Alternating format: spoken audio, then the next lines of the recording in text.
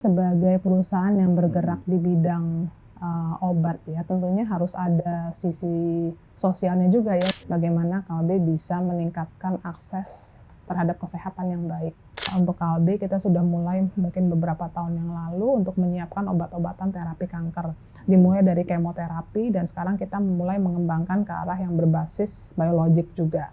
Jadi kita sudah launching alat untuk cuci darah, dialyzer. Jadi tabungnya itu, saringannya, sekarang kita sudah bisa produksi dalam negeri. Nah, itu contoh-contohnya nih, kita mulai bertahap melakukan perubahan bisnis model.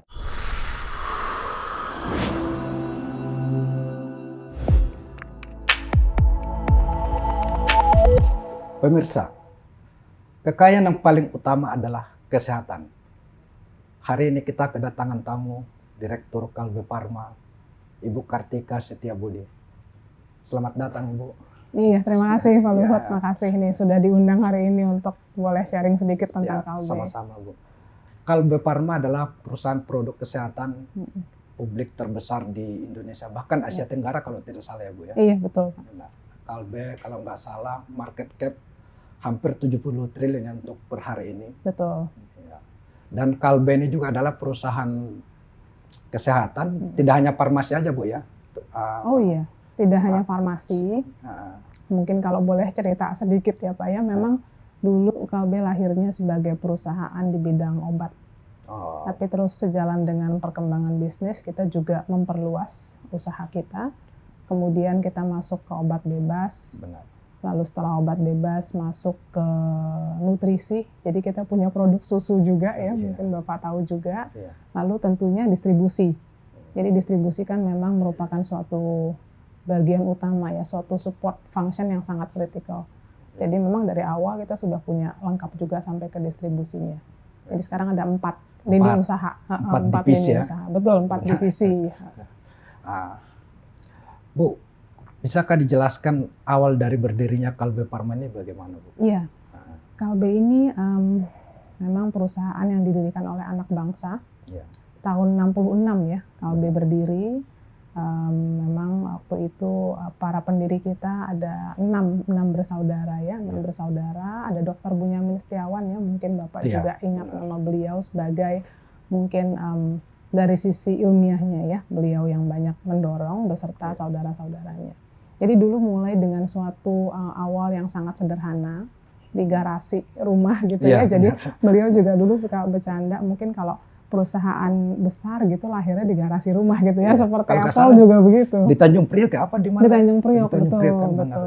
Jadi mulai dengan obat-obatan resep sederhana waktu itu, karena mungkin kondisi saat itu dirasa masih kurang gitu ya ketersediaan obat untuk masyarakat Indonesia. Jadi beliau ingin untuk menyediakan produk yang terjangkau berkualitas. Nah, mulailah dari situ tuh Pak, dengan obat-obatan resep.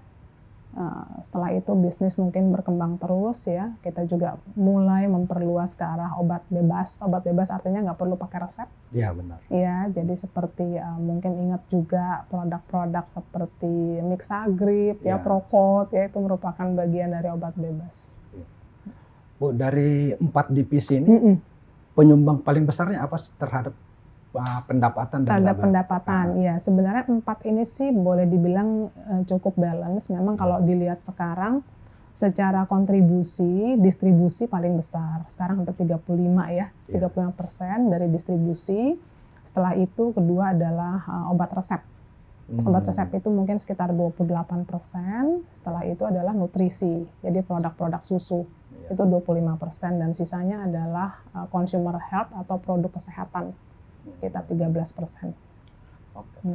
Dari sisi produk itu, apakah obat resep itu mendominasi daripada obat apa namanya tadi yang general trading ya kalau nggak salah, obat umum itu ya?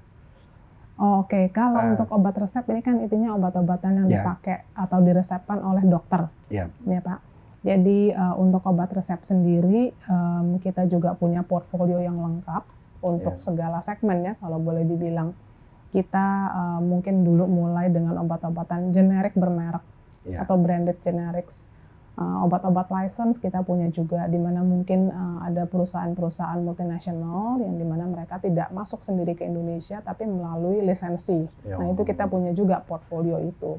Tapi saya kira yang menarik adalah obat-obatan generik yang benar-benar tanpa merek. Nah sejak BPJS dimulai 10 tahun yang lalu kita berpartisipasi, jadi kita banyak memproduksi obat-obatan generik tanpa merek khusus untuk ini. Nah sekarang udah menjadi bagian yang cukup besar juga Pak dari divisi obat resep kita. 25% adalah dari obat generik tanpa merek. Tapi kalau tidak salah kan banyak orang mengatakan bahwa divisi obat generik itu jauh lebih kecil lah margin keuntungannya dibandingkan obat resep tadi itu. Apakah memang seperti itu di lapangan gitu? Apakah kenapa nggak diperkuat di obat resep aja gitu yang menghasilkan margin keuntungan yang lebih besar? Iya, saya kira sebagai perusahaan yang bergerak di bidang obat ya tentunya harus ada sisi sosialnya juga ya. Ini kan merupakan suatu yang menjadi satu dengan bisnis kita.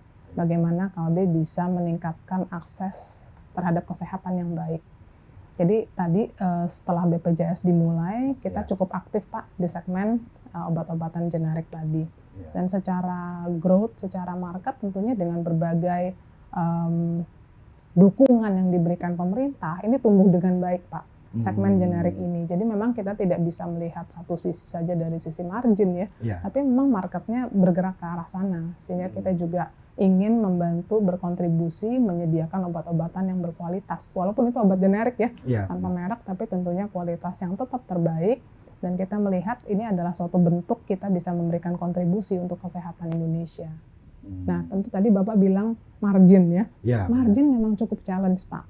Terutama di awal-awal BPJS dimulai. Ya, tentunya pada saat itu pemerintah juga masih meningkatkan tingkat coverage terhadap masyarakat. Dimulai dari 0 gitu ya, sampai sekarang sudah mencapai 95% yang sudah tercover. Nah, tentunya di tahun-tahun awal itu lumayan cukup menantang gitu ya situasinya, di mana kita sebagai pemain farmasi juga harus menyesuaikan diri. Dari sisi harga tentunya pemerintah harus memberikan harga yang paling baik kan untuk program ini supaya bisa berkelanjutan. Ini juga menimbulkan suatu challenge untuk pemain farmasi bagaimana bisa survive dalam kondisi seperti ini. Memang dari sisi harga tentunya lebih rendah, dari sisi margin lebih rendah, tapi kita juga harus melakukan berbagai perbaikan dari sisi operasional supaya tetap bisa diberikan dengan margin yang masih bisa sustainable ke depan. Nah, itulah yang menjadi challenge utama, dan setelah 10 tahun kami gembira bahwa kita berpartisipasi di segmen unbranded generics ini.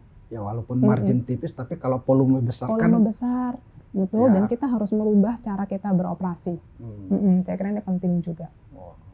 Ya Bu, mungkin bisa dijelaskan kira-kira gimana kinerja keuangan tahun ini sampai September? Gimana Bu? Ya, tahun ini kami melihat ini sejalan dengan target kita ya Pak ya. Kita mentargetkan pertumbuhan positif untuk penjualan atau top line di kisaran 6-7%. Dan sampai dengan September kemarin masih cukup online semua ya, masih cukup sejalan, di mana pertumbuhan kita secara top line mencapai 7,4%, jadi sesuai dengan ekspektasi. Dan secara margin juga kita mencatatkan pertumbuhan double digit secara bottom line. Memang tahun ini kita melihat ini adalah tahun recovery. Setelah tahun 2023 kan sangat challenging ya Pak ya, 2023 karena kondisi marketnya juga cukup menantang, dan kita juga dihadapkan pada peningkatan harga-harga bahan baku. Sehingga 2023 itu memang secara margin cukup berat. Kita cukup berat, dan juga kita dihadapkan pada market yang memang baru mulai terbuka lagi setelah COVID. Nah, COVID itu juga memberikan dampak besar tuh Pak ya, 2023 produk-produk yang tadinya pada saat COVID menikmati lonjakan penjualan itu turun benar-benar ya. Seperti produk kesehatan kita tuh untuk pertama kalinya minus growth di tahun 2023. Nah, 2024 ini kita melihat sudah recovery dengan baik, sudah mulai normal kembali, sehingga pertumbuhan top line-nya sejalan, dan pertumbuhan margin juga syukurlah bisa double digit. Jadi empat divisi tadi itu udah bertumbuh semua ya? Semua tumbuh. Memang kita menghadapi ada challenge juga yang lain ya. Walaupun consumer health kita tumbuh dengan baik, obat-obatan OTC, pharma atau obat resep itu kita lihat memang karena dukungan atau setting secara makronya sangat positif kan. Dengan Kementerian Kesehatan punya berbagai macam inisiatif, proyek baru itu sangat kondusif. Jadi memang obat resep kita bagus pertumbuhannya 10%. Nah, memang ada beberapa bisnis kita yang memang agak terdampak dari pelemahan purchasing power, daya beli. Contohnya yang kita lihat adalah di sektor nutrisi, Pak, atau susu ya terutama. Nah, itu memang ada tekanan di situ yang kita lihat, namun memang secara jangka panjang kami melihat bisnis ini masih positif. Karena produk-produk seperti ini adalah produk yang memberikan manfaat kesehatan untuk konsumen.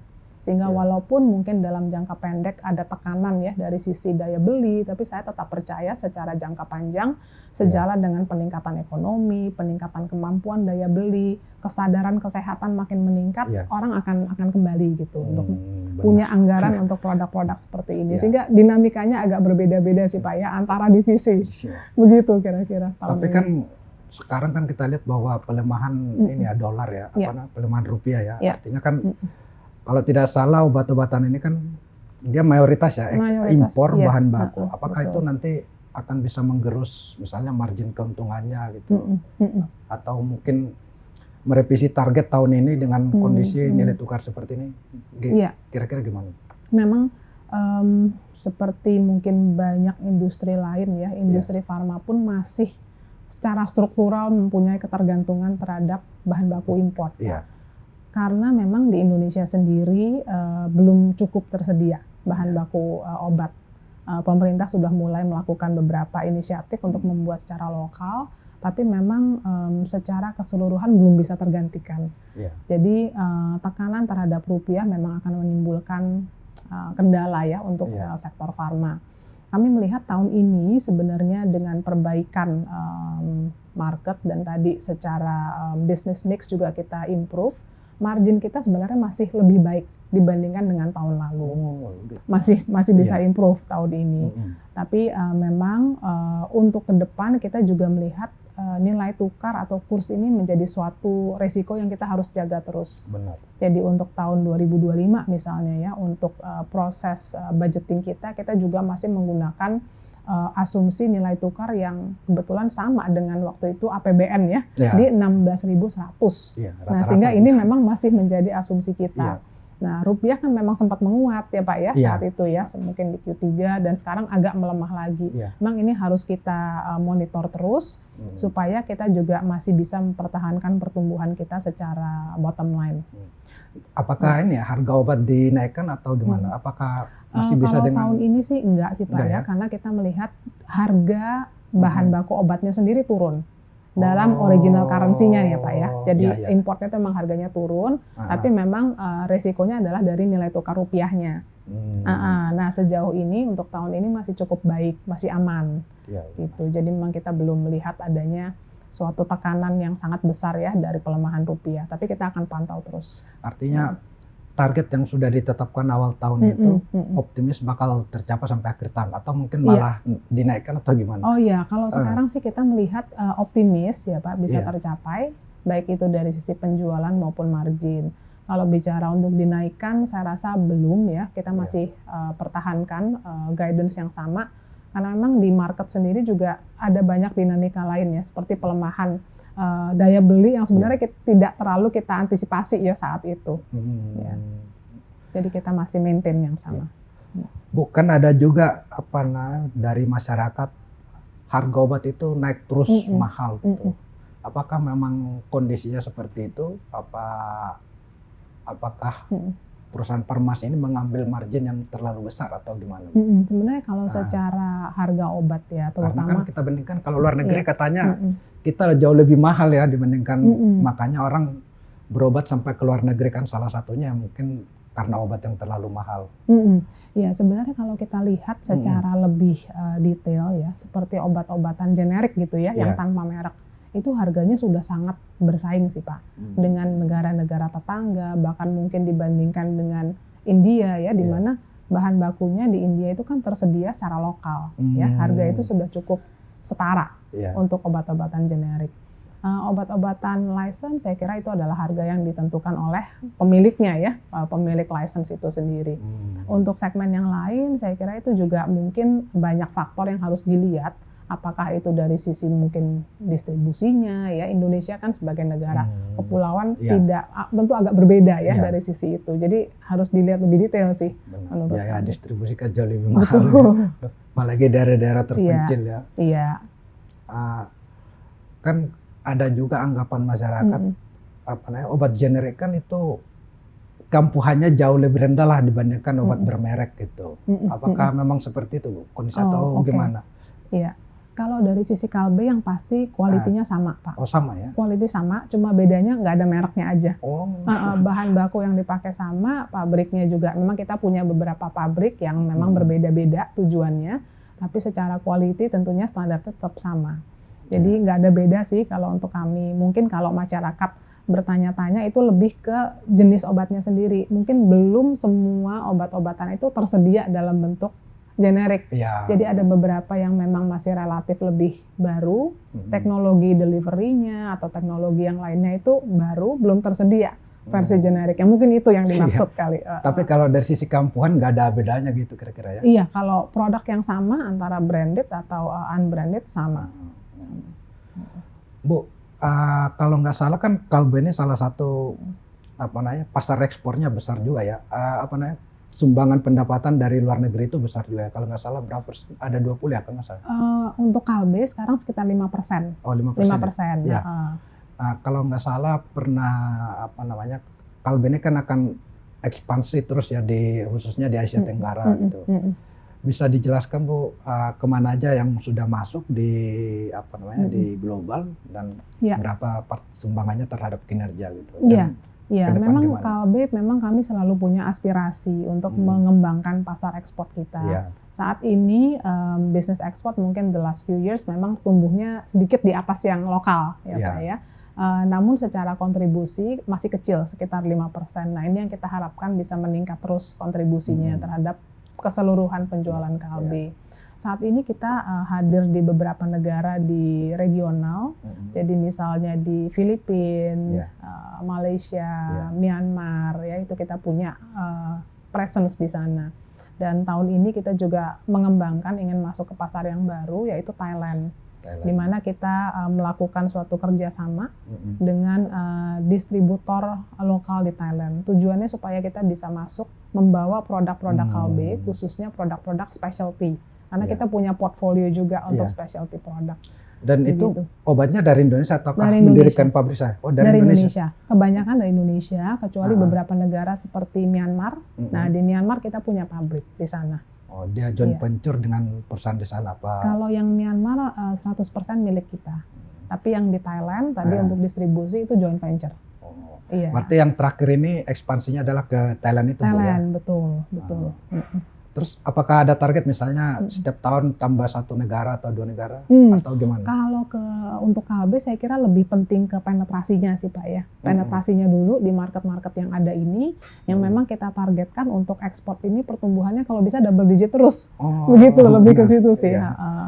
Memang kalau dari sisi margin dia lebih lebih bagus di pasar ekspor itu. Kalau margin biasanya kita setting di level yang sama dengan lokal. Iya. Begitu. Kalau persaingan bukannya tinggi Bu kalau di pasar luar itu ya, karena kan dari berbagai negara tentu masuk ya ke negara tersebut. Gimana? Iya, persaingannya bisa beda-beda, tapi in general memang cukup kompetitif ya. Memang contohnya seperti di Myanmar ya, karena negaranya juga secara politik mungkin agak volatile, memang menjadi suatu keunggulan karena kita bisa masuk lebih dulu. Nah, dalam kondisi seperti sekarang, misalnya di Myanmar diterapkan larangan impor. Ini merupakan suatu keunggulan bahwa kita punya pabrik di sana, gitu. Mungkin untuk multinasional gitu yang besar-besar agak sulit ya masuk ke sana. Gitu. Terus Bu, kan kalau nggak salah ya berbagai analis bilang ya, Kalbe ini kan salah satu bisnis yang ditunggu pasar itu adalah biosimilar sama onkologi gitu. Mungkin bisa dijelaskan bagaimana sekarang perkembangan. Betul. Jadi di dalam divisi obat resep kita, memang kita kan sudah cukup lama ya di situ, sehingga untuk obat-obatan yang berbasis bahan kimia itu sudah cukup besar. Tapi memang kita melihat bahwa kedepannya ini tren di arah pengobatan itu memang harus masuk ke arah biologik atau biologic based Mungkin tadi. bisa dijelaskan biosimilar sama onkologi itu apa sih sebenarnya? Gitu. Kalau onkologi ini adalah obat-obatan untuk kanker. Seperti kita ketahui memang kan kanker merupakan salah satu penyakit yang cukup menjadi perhatian ya di Indonesia karena tingkat insidensnya cukup tinggi. Sehingga untuk KLB kita sudah mulai mungkin beberapa tahun yang lalu untuk menyiapkan obat-obatan terapi kanker. Dimulai dari kemoterapi dan sekarang kita mulai mengembangkan ke arah yang berbasis biologik juga. Nah, tentunya tadi terkait dengan perbedaan ya antara obat-obatan berbasis kimia yang memang sudah digunakan sekian lama, ke depan itu trennya adalah ke obat-obatan biologik. Biosimilar tadi itu ya. Termasuk biosimilar. Jadi memang ini menggunakan sel gitu ya dari makhluk hidup. Memang teknologinya akan ke sana sehingga khususnya untuk pengobatan kanker itu bisa dilakukan secara lebih targeted. Kalau kemoterapi kan mungkin kita tahu ya, diberikan obat-obatan yang mungkin racun untuk membunuh sel kanker, tapi kan sel sehatnya juga kena. Nah, kalau dengan biologik ini dia bisa lebih targeted. Memang kecanggihan teknologinya sudah mengarah ke sana. Sehingga untuk KLB juga kita merintis ke arah sana. Itu nanti hanya untuk kanker atau pengobatan semuanya juga akan bisa menggunakan metode yang sama, biosimilar ini? Harusnya sih tidak hanya kanker, tapi memang KLB sekarang kita masih fokus di obat-obatan kanker dulu. Pengembangan ke depannya yang berbasis biologik ini sebenarnya cukup banyak ya, seperti misalnya eritropoietin, ini untuk pengobatan anemia, untuk orang-orang yang mengalami gagal ginjal itu juga bisa. Kita juga sudah punya produknya ke sana. Lalu bicara lebih jauh lagi, bisa ke arah sel terapi, seperti misalnya stem cells, yang lagi kita kembangkan juga. Setelah lebih dari 10 tahun, saya kira marketnya sekarang sudah siap ya, sudah lebih siap untuk produk-produk yang lebih canggih seperti ini.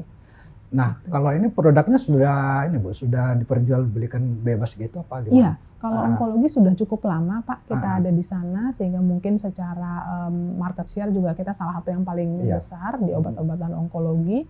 Lalu untuk biosimilar tadi kita juga sudah invest di pabrik. Sejak 2016 kita sudah punya pabriknya sendiri. Yang di Cikarang ya Pak, Surabaya? Iya, di Cikarang. Betul, betul. Jadi ini merupakan suatu faktor tingkat kandungan dalam negeri juga, di mana kita sudah bisa memproduksi ini secara lokal. Memang bertahap. Karena kita tahu teknologinya kan tidak mudah ya Pak ya. Dulu kita nggak punya teknologi ini karena memang KLB ya kita lebih kuat dari sisi chemical. Sehingga kita terus berkolaborasi, kita mencari partner secara global supaya kita bisa mendapatkan teknologi ini dan bisa diproduksi secara lokal. Nah jadi untuk bisnis biologik ini kita berpartner juga Pak dengan perusahaan Korea dalam hal ini. Jadi kita bentuk joint venture dengan perusahaan Korea di mana memang mereka punya kekuatan dari sisi R&D, dari sisi risetnya. Jadi itu joint venture pemegang mayoritasnya KLB? KLB mayoritas, lalu kita punya partner dari Korea dan ada partner lain juga dari US. Begitu. Nah ini nanti targetnya ke depan gimana Pak? Berapa kontribusi nanti yang diharapkan dari segmen ini? Iya. Saat sekarang ini total dari yang kita sebut sebagai kategori specialty, jadi ini adalah onkologi dan biologik lah ya, itu sudah lebih dari 10% terhadap pharma, terhadap divisi obat resep kita. Nah kita menginginkan supaya kategori specialty ini bisa terus tumbuhnya double digit. Mungkin antara 15 ya, di atas 15% gitu targetnya, sehingga dia harusnya lebih cepat pertumbuhannya dibandingkan dengan obat-obatan yang konvensional. Nah ini pertumbuhannya ini ya paling tinggi ya apa dibandingkan yang lainnya? Specialty tinggi, lalu generik juga tetap tinggi karena kita kan terus berpartisipasi di BPJS. Jadi tapi dari sisi harga ini masih mahal, belum terjangkau gitu, apakah demikian?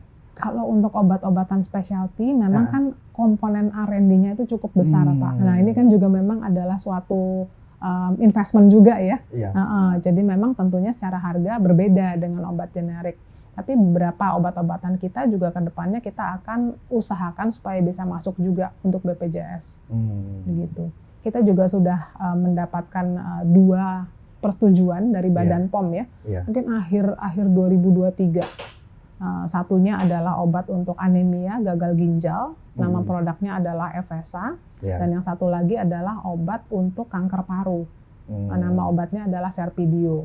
Nah, untuk obat kanker paru ini kita memperoleh teknologi dari partner kita di China, gitu. Dan dua-duanya sudah di-approve oleh Badan POM, sehingga sekarang kita sedang dalam proses untuk komersialisasi kedua produk ini. Dan gitu. itu nanti akan bekerja sama dengan rumah sakit atau ya harus modelnya? Jadi seperti biasa kita menjual melalui rumah sakit ya untuk ininya penggunaannya.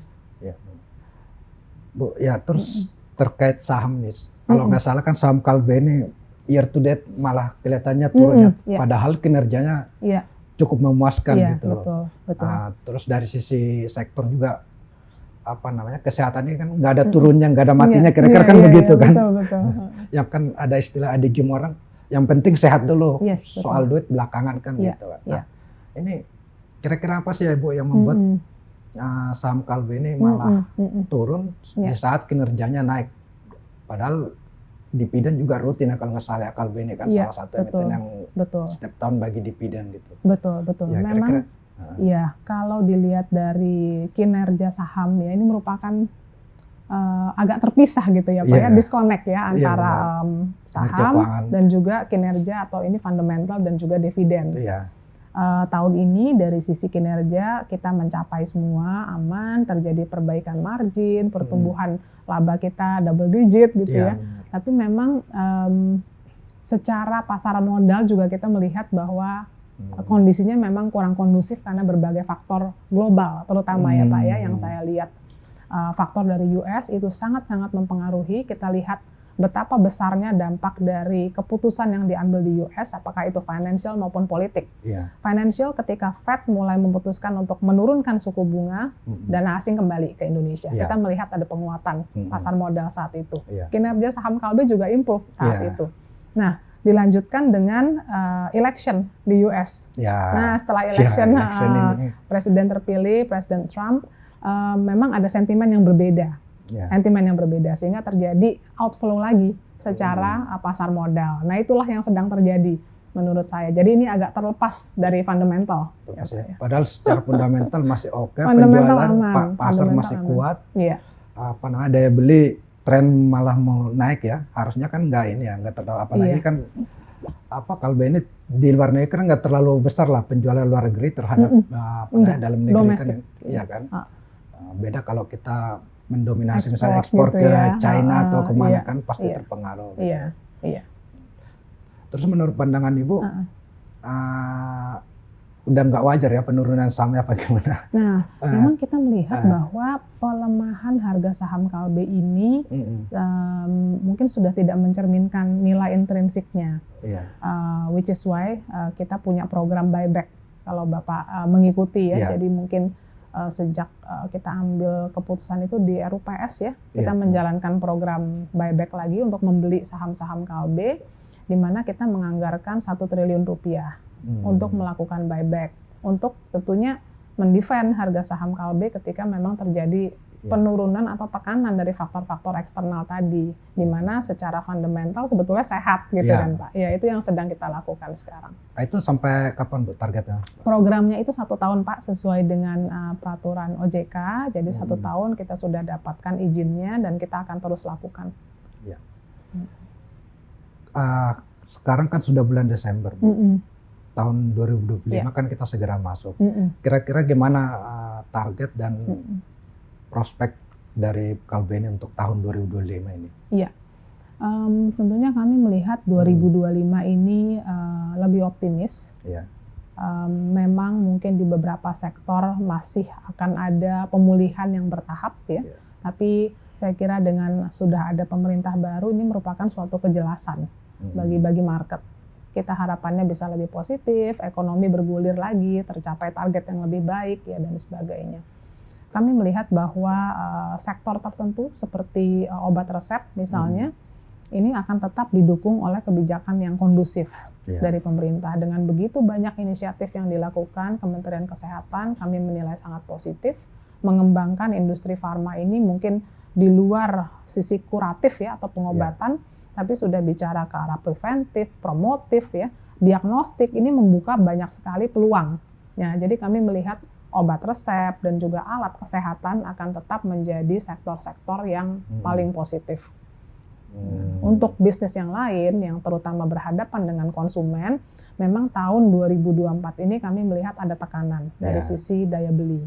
Tapi dengan komitmen ya dari pemerintah yang baru, Pak Prabowo juga sudah menyampaikan punya target pertumbuhan yang tinggi gitu ya, harapannya kan bisa mencapai 8%. Tentunya akan ada program-program yang dilakukan pemerintah yang harapannya bisa membantu daya beli masyarakat. Jadi kita cukup melihatnya cukup positif. Kalau dari sisi target pertumbuhan, apakah nanti tetap double digit apa gimana untuk tahun depan? Iya, sekarang kita memang masih menggodok budget kita karena masih dalam proses finalisasi budget. Tapi harapan kita bisa lebih baik dibandingkan tahun ini yang kisarannya 6-7. Jadi mungkin kita harapkan bisa di kisaran high single digit sampai low double digit tahun depan. Dari sisi produk-produk, apakah nanti akan ada peluncuran baru mungkin dari sisi divisi kesehatan atau divisi farmasi? Betul. Produk baru memang sudah menjadi suatu keharusan ya untuk kami. Pasti inovasi itu penting sekali. Jadi kita akan terus keluarkan produk-produk baru, apakah itu di obat resep. Tadi kita masih fokus pada beberapa produk-produk biologis yang baru. Dari sisi produk konsumen juga nanti ada beberapa yang sedang kita siapkan. Bagaimana bisnis obat bebas kita yang selama ini sangat kuat di sisi kuratif atau pengobatan. Nah, kita mau kembangkan ini ke arah preventif. Jadi supaya bisa memberikan offering yang lebih luas, kita bisa menjangkau lebih banyak konsumen. Kita mau kembangkan dan sedang disiapkan. Itu kayak ini ya, suplemen ya apa gimana? Iya, bisa masuk ke sana Pak. Bisa masuk ke arah vitamin, suplemen ya. Kan saya kira ini merupakan suatu market yang lebih besar. Nah, untuk nutrisi sendiri juga ini juga menarik ya, karena kita melihat marketnya sendiri juga bergerak ke arah affordable. Artinya produk-produk yang harganya lebih terjangkau. Nah, selama ini Kalben memang lebih banyak bermain di sektor atau segmen premium. Karena memang dulu awalnya seperti itu. Produk-produk fungsional ya, seperti Penagen, Morinaga, itu kan memang agak segmentasinya agak berbeda gitu ya Pak.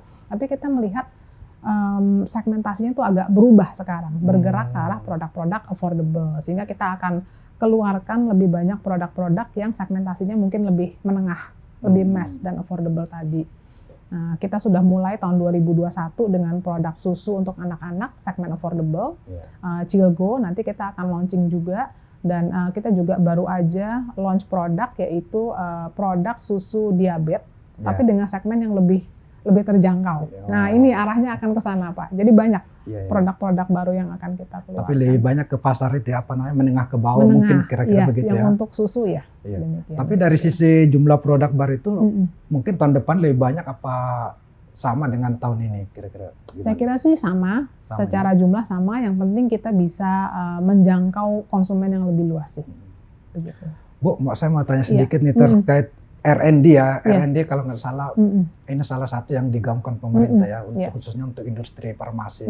Karena kan seperti kita ketahui mayoritas obat mungkin yang masuk ke Indonesia kan masih impor, apalagi bahan baku gitu. Dari Kalben ini gimana sih R&D-nya, atau apakah berapa yang dianggarkan? Apakah setiap tahun malah peningkatan gitu? Iya, betul sekali sih Pak. Memang saya rasa kalau untuk R&D di bidang farma, Kalben salah satu yang paling besar investmentnya ya di bidang R&D. Karena memang kita melihat bahwa ke depan ini kita harus terus mencari produk baru, mencari teknologi baru, supaya memang apa yang kita tawarkan itu bisa makin canggih, makin baik. Anggaran kita untuk R&D, kalau Bapak melihat laporan keuangan kita, memang tumbuhnya paling tinggi nih Pak ya, dibandingkan dengan kos-kos yang lain, karena memang kita investasi ke sana, termasuk juga dengan bisnis model kita di bisnis biologik, di mana kita memang harus melakukan licensing in dari teknologi baru. Nah, ini akan muncul semua nih dari sisi expense R&D-nya akan meningkat. Tapi nggak apa-apa, karena ini saya melihat sebagai inovasi untuk jangka panjang dan investment untuk menghasilkan produk-produk yang makin baik, makin berkualitas. Kalau nggak salah dapat insentif ya kalau R&D-nya makin besar dari pemerintah ada ya kalau nggak salah ya. Pemerintah memberikan tax insentif untuk R&D, di mana boleh dibiayakan sampai 2 kali atau 200% dengan tentunya ada persyaratan-persyaratan tertentu. Jadi misalnya produknya sudah komersial, mendapatkan paten, bekerja sama dengan akademisi dan sebagainya. Ada beberapa persyaratan. Dan kita juga sudah menyiapkan untuk beberapa R&D yang kita lakukan, kita sudah mendaftarkan. Jadi nanti ketika produknya komersial seharusnya bisa dimanfaatkan. Ya, Nah, begitu. benar. Iya. Ya ini salah satunya yang digaungkan pemerintah, apalagi kan Iya. TKDN itu kan perlu juga salah satunya kan. Betul. Ya. Kalau Kalbe ini kan, kalau farmasi susah ya TKDN itu ya, bagaimana ya? Karena impor semua ya bahan baku ya? Tetap kita lakukan Pak, jadi walaupun bahan bakunya itu diimpor, tetap ada suatu batasan minimum TKDN yang harus dipenuhi sebelum suatu perusahaan farmasi bisa menjual produk di misalnya untuk kepentingan pemerintah ya, untuk BPJS. Demikian juga untuk alat kesehatan, ada tingkat tertentu yang harus dicapai. Nah ini kita jalankan terus. Untuk farmasi saya rasa rata-rata produk-produk kita sudah bisa memenuhi sehingga kita bisa menjual untuk keperluan pemerintah. Dan untuk alat kesehatan kita sedang tingkatkan. Ini juga menarik ya bisnis alat kesehatan ini. Karena memang kita sedang melakukan transformasi bisnis model. Nah yang dulu kita lakukan lebih banyak bersifat import dan trading. Import, trading, marketing, gitu ya Pak ya. Tapi memang dengan dorongan pemerintah ini untuk membangun TKDN atau meningkatkan kemampuan manufaktur, memang kita juga harus berpikir bagaimana caranya ya. Kita belum bisa karena teknologinya belum punya, jadi harus berpartner. Nah, kita mencari partner untuk berbagi lah ya, bagaimana kita bisa mulai membangun manufaktur dalam negeri. Kayak biologi tadi itu ya. Nah, biologi di sisi farma atau obat resep, di sisi alat kesehatan kita juga mulai Pak. Jadi kita sudah launching alat untuk cuci darah, dialyzer. Jadi tabungnya itu, saringannya, sekarang kita sudah bisa produksi dalam negeri. Nah itu contoh-contohnya nih, kita mulai bertahap melakukan perubahan bisnis model tadi. Tapi alat kesehatan masih kecil ya kalau di Kalbe ini. Alat kesehatan itu sekitar 5% terhadap total Kalbe. Tapi saya kira potensinya sangat-sangat baik ya ke depan Pak, dengan dorongan untuk meningkatkan TKDN tadi. Makanya mungkin 2 tahun yang lalu kita mulai untuk membangun pabrik untuk benang bedah. Nah benang bedah sebelumnya kita nggak punya. Nah sekarang kita sudah invest pabriknya untuk mulai manufaktur benang bedah di Indonesia. Nah kita sedang melihat juga untuk mengembangkan portfolio di medical equipment. Nah mulai tadi dengan dialyzer, kita juga punya beberapa project yang sedang kita garap dengan partner-partner asing. Memang karena teknologinya itu yang kita harus pelajari. Nah, itu untuk alat kesehatan tadi itu ya? Alat kesehatan, ya. Berarti nanti alat kesehatan salah satu nanti bisa jadi penopang ini dong pertumbuhan ke depannya. Harapannya begitu Pak. Memang ini proyek jangka panjang ya, karena kan melibatkan alih teknologi itu kan nggak bisa dilakukan semalam. Nah tapi kita melihat ini adalah arah yang tepat untuk membangun kemandirian kesehatan Indonesia. Baik Bu, Ibu kan kalau tidak salah kan sudah berkarir di banyak tempat gitu. Apa yang membuat Ibu bisa kembali lagi ke Kalbe? Kalau nggak salah kan Ibu tadi cerita bahwa Ibu pernah dari Kalbe terus pindah ke perusahaan lain, balik lagi ke Kalbe. Apa yang membuat Ibu begitu tertarik balik ke Kalbe lagi gitu? Iya, saya rasa selain industrinya memang sangat menarik ya Pak. Kesehatan itu menurut saya adalah industri yang terus berkembang, potensinya besar sekali. Dan tentunya selain industrinya sangat menarik, juga secara organisasi memang Kalbe menawarkan kesempatan untuk berkembang ya, kesempatan berkembang, belajar yang sangat baik. Mungkin bisa dijelaskan awal karir Ibu gimana kira-kira sampai mencapai puncak sebagai direktur di Kalbe? Oh ya, saya mulai dari bawah juga Pak, jadi saya mulai dulu di bidang keuangan, saya sempat di consulting juga. Setelah di consulting saya masuk ke industri ya, ke sektor petrochemical, lalu berlanjut lagi setelah itu saya melanjutkan ke investor relations, akhirnya ke corporate finance, dan sekarang kembali ke Kalbe lagi untuk finance. Apa yang kira-kira yang mau Ibu capai sebagai direktur di Kalbe Pharma ke depan ini? Iya. Dengan latar belakang di keuangan, tentunya saya ingin membantu, mendorong supaya Kalbe bisa mencapai hasil yang makin baik ke depan. Tentunya untuk mencapai pertumbuhan yang baik harus ada investasi yang kita lakukan, harus ada penelaahan ya terhadap alokasi dari resources yang kita punya. Ya, tentunya harapannya kami yang dari finance ini bisa memberikan masukan di bidang mana kita bisa melakukan investasi. Dan tentunya dari sisi keuangan juga kita harus membantu menyediakan, memastikan ketika Kalbe mau melakukan investasi, apakah itu secara organik ataupun inorganik melalui akuisisi, itu sumber dananya harus tersedia. yang apa namanya mungkin pertanyaan sekali lagi, prospek Kalbe ini apa meyakinkan gitu investor. Kira-kira gimana sih? Apa sih gimana prospeknya ke depan ini? Apakah apa namanya akan tetap positif? Karena kan Kalbe ini salah satu saham defensif ya yang apa namanya yang penurunannya tidak terlalu jauh tapi tetap bisa naik gitu loh. Gimana menurut pandangan Ibu? Iya. Memang di bidang kesehatan saya melihat prospeknya sangat positif. Tadi terutama dengan berbagai dukungan transformasi yang dilakukan oleh pemerintah di bidang kesehatan, sehingga banyak sekali opportunity atau kesempatan yang bisa digarap. Nah, untuk Kalbe saya kira kami tuh dari sisi inovasi juga ini merupakan suatu perhatian ya, supaya kita terus menghadirkan produk layanan yang makin baik untuk masyarakat. Contohnya tadi dengan TKDN ya, di bidang alat kesehatan kita sudah mampu melakukan beberapa kerjasama dari sisi diagnostik atau misalnya pemeriksaan, kita pun sudah mampu menghasilkan kit atau alat untuk melakukan pemeriksaan TBC atau tuberkulosis. Nah ini kan harapannya bisa membantu pemerintah juga untuk melakukan deteksi atas kejadian tuberkulosis di Indonesia. Jadi saya kira prospeknya sangat positif. Kami mempunyai kemampuan untuk melakukan inovasi sehingga tentunya ke depan ini menjadi suatu harapan untuk pertumbuhan yang makin baik. Tidak hanya di bidang obat resep, tapi tadi alat kesehatan juga banyak produk-produk baru. Dan untuk sektor obat bebas dan juga nutrisi, ini saya melihat dengan semakin meningkatnya kesadaran masyarakat ya akan kesehatan ya, kita juga melihat orang sekarang semakin sadar kesehatan, banyak yang berolahraga, orang semakin perhatian dengan misalnya kandungan gula ya dan sebagainya. Ini merupakan suatu fundamental yang baik untuk ke depan. Sehingga dengan begitu daya beli membaik, saya melihat tentunya sektor kesehatan ini akan menjadi sektor yang sangat positif karena didukung tadi. Begitu daya belinya ada, mindsetnya sudah benar, tentunya harapannya spending untuk produk-produk kesehatannya akan makin baik ke depan. Bahkan mungkin akan itu ya, apa namanya, produk-produk yang berbau suplemen mungkin itu akan lebih tinggi. Kalau kesadaran meningkat kan orang tentu pencegahan kan, bukan berobat kan. Bukan lagi berobat, betul Pak. Arahnya sudah harus ke sana. Begitu. Demikian juga dengan nutrisi ya tadi makanan yang sehat ini akan sangat menarik ke depan. Dan kemungkinan itu akan bisa menjadi mesin pertumbuhan. Mesin pertumbuhan, betul di masa depan.